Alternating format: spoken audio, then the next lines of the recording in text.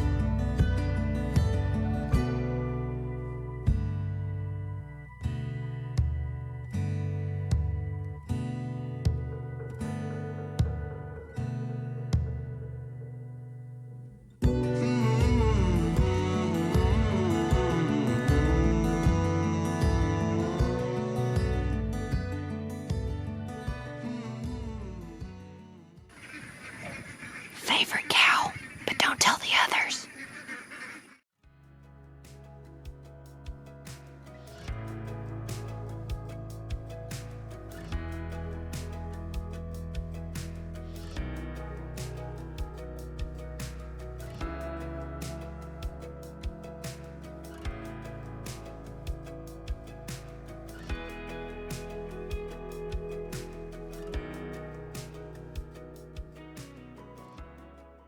Okay, cool story on these two. I was joking saying that's my favorite cow, but it really is. Don't tell anyone. But if you haven't seen Miracle Story, you should go back and check that out. She has a whole playlist here on YouTube. But that is actually not her calf.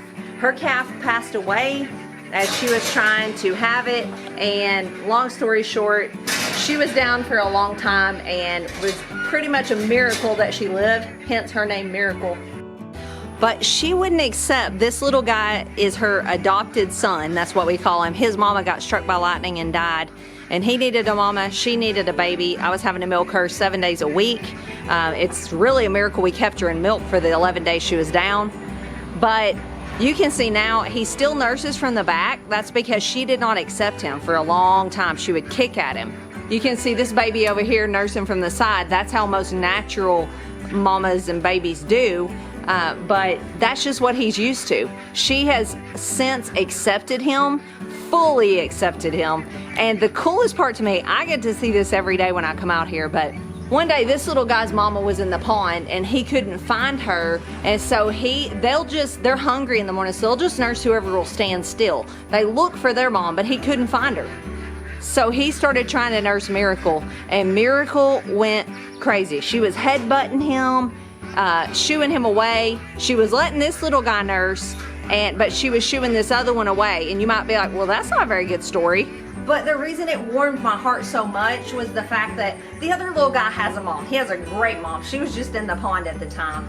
But to see Miracle defend her little baby that she adopted and defend him as if he was her own, just like a mama with a biological baby would, a cow with a biological calf would, when we had such a struggle getting her to accept him, to see her to defend him that way and be really protective over him and only let him nurse, I almost cried, y'all. It was like magical. It was so wonderful.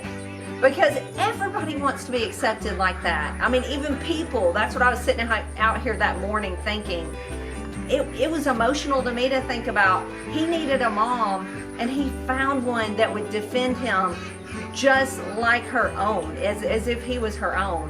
And who doesn't want to be accepted that way?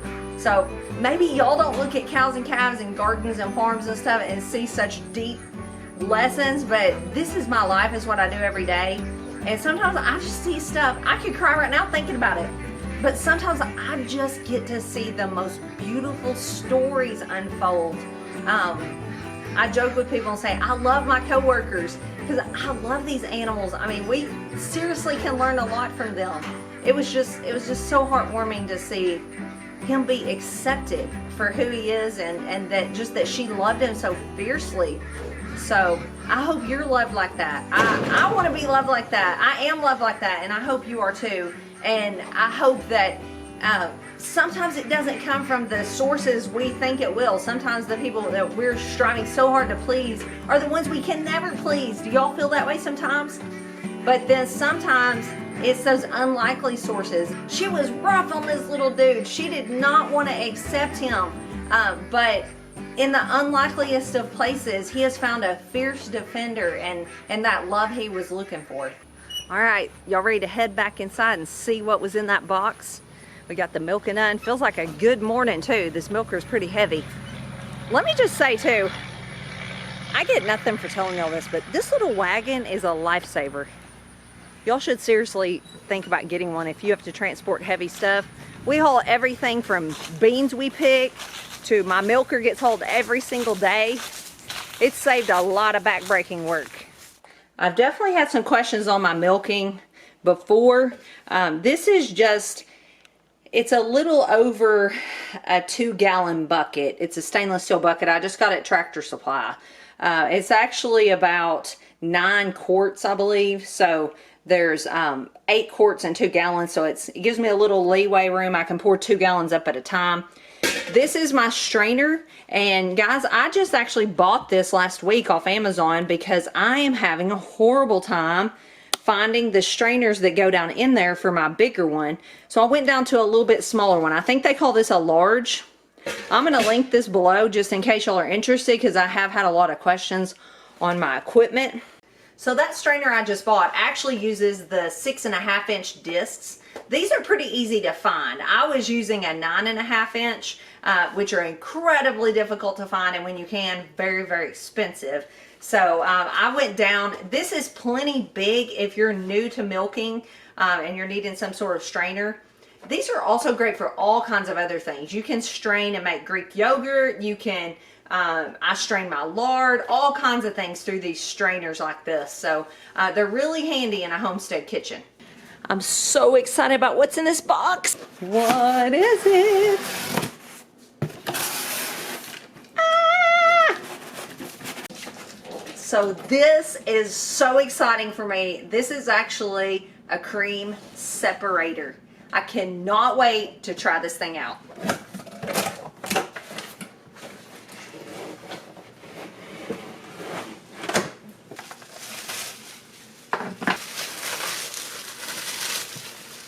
Okay, so let's assemble this thing for the first time. Then it comes with these 2 spouts, the bottom one being the skim milk spout and the top one being the cream spout. You're gonna adjust these because you're gonna have bowls down here catching these. You can turn them around or whatever, depending on where you want to place your bowls. This is called the float tank. It goes on next. And then the float. Finally, this huge bowl. This is the milk tank, goes on top. And then this It goes down in the milk tank. You can see there's a hole in it, and there's a handy mark up here that's going to tell me if this is open or closed, because you're going to begin with it closed. So I'm going to use this for the first time. This is by no means going to be a how-to lesson on this, because this is my first time, but I'm super excited to have this and to be able to use it. You might be thinking, why do you want to skim the cream from your raw milk? Leave it in there. It's so much better with it in there. And you know what? You're absolutely right. But here's the reasons. I am trying to get to where I'm utilizing our home dairy cow for all of our dairy needs. So that means there's certain things that I just need the cream for, like cream cheese and sour cream and butter and all those types of things. Cultured cream. So I'm really excited to have this. I can take that cream off of some of my gallons of milk. I can leave it in others, and I can make all our dairy products with that. And then there's lots of things I can do with the skim milk. I know there are people that are against drinking and using skim milk, but I can still use that to make a lower fat cheese or a lower fat yogurt, or I can feed it to animals, or all kinds of things. There's lots of possibilities to do with skimmed milk.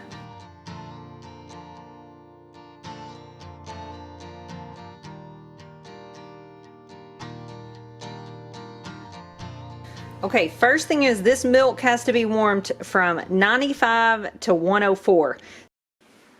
All right, so I got the milk poured up and strained. We're gonna give this a try for the first time. So I've got it all assembled, and then there's this stopper in here that has a hole in it.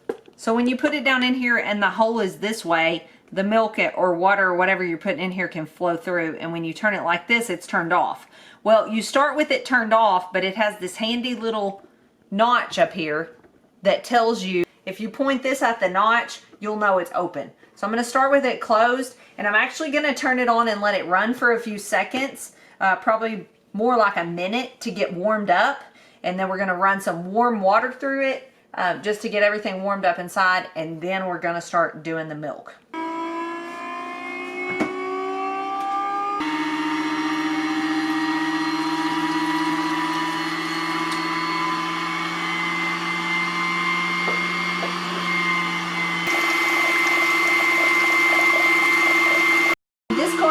This was just to warm up the motor and everything, but you can actually use this thing to purify water as well. So I'm closing it again while I get the milk poured in.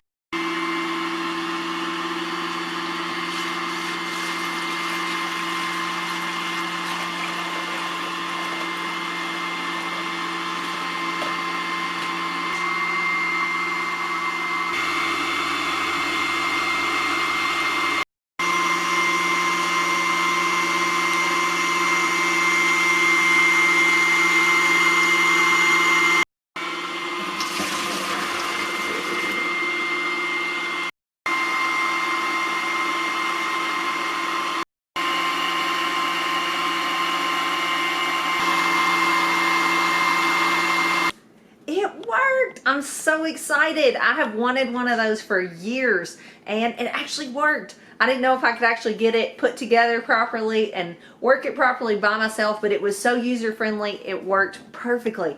And I'm super excited. I'm going to be showing y'all more of this, because this is going to help me up my game on making all our home dairy products. I've been doing it for years, just scooping it off with a cup, a measuring cup. I've used a turkey baster, all kinds of stuff, but I always seem to get some of the milk in with the cream. And some things I just want straight cream. So this is really, I'm just really excited to have it. So I'll be showing you in later videos how I make my sour cream and cream cheese and Greek yogurt and all kinds of stuff that this is going to help me do better at. This model is actually called the Motorsick 100, and I'm going to link below where we got it. We got it online at a place called Homestead Supplier, and we've been really pleased. We've been looking around at all they have, because if you are a homesteader and especially a home dairy farmer, it is kind of hard to find things, because if you look up dairy supplies and things like that, A lot of people dairy on such a humongous scale that it's just not practical for us homesteaders and home dairy farmers. So they have a lot of things I was really pleased with. I think you guys will be too, for the home dairymen. So one last little disclaimer about cream separators, because if you start looking into them, you're going to quickly figure it out like we did. They start at a few $100s and they go all the way up to pretty much as high as you want to go. This is one of, this is more of a lower to medium priced one for a cream separator. It's not a $20 investment, but it is something that you can use to produce a lot of groceries for your family. And it's going to come in very handy. But we chose one that is more, is not a super high end one, because that's not practical for our family, and it's probably, I don't know, but it's probably not practical for yours either. So, but you can go as high as you want to go. If you want completely stainless steel, you can get that, but you're going to have to pay for it. And some things here on our homestead, I just have to keep in mind on what is practical for us. And I don't want to sink all my money, I guess you'd say, into one item when there's a whole bunch of things I would like to have to make life on the homestead easier. So I'm super pumped about this. Y'all will definitely be seeing this baby in future videos. All right, y'all, so I've got a little bit of good news I wanted to add on to the end of this video. For a limited time, you can go to Homestead Supplier. I'm going to link them below, and you can use VWFF 10 and you can score 10% off things like cream separators, butter churns, pasteurizers, all kinds of stuff. So dairy items, you can get 10% off. So go check them out. Like I said, VWFF 10. And while you're there, check them out. They have got all kinds of stuff from chicken coops to even cabbage slicers and crocks to make sauerkraut and everything in between. So go give them a look, see if you might find something you like.